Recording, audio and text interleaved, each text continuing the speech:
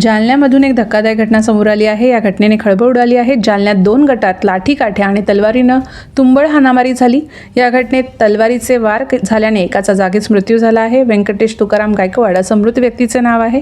शहरातील शास्त्री मोहल्ला परिसरात ही घटना घडली आहे। या प्रकरणात पोलिसांनी 7 संशयितांना ताब्यात घेतलं असून घटनेबाबत अधिक तपास सुरू असल्याची माहिती देण्यात आली आहे। घटनेबाबत अधिक माहिती अशी की जालन्यात 2 गटात लाठ्या-काठ्या आणि तलवारीनं मारहाण झाल्याची घटना घडली। यात एकाचा जागीच मृत्यू झाला तर एक जण गंभीर जखमी झाला आहे। व्यंकटेश तुकाराम गायकवाड असं मृत व्यक्तीचे नाव आहे।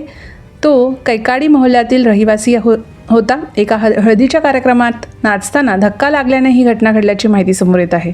दरम्यान या घटनेनंतर पोलिसांनी घटनास्थळी तातडीने धाव घेतली। या घटनेतील जखमीला पोलिसांनी उपचारासाठी जिल्हा सरकारी रुग्णालयात दाखल केलं। या प्रकरणात पोलिसांनी आतापर्यंत 7 संशयितांना ताब्यात घेतलं आहे। घटनेबाबत अधिक तपास सुरू असल्याची माहिती पोलिसांनी दिली।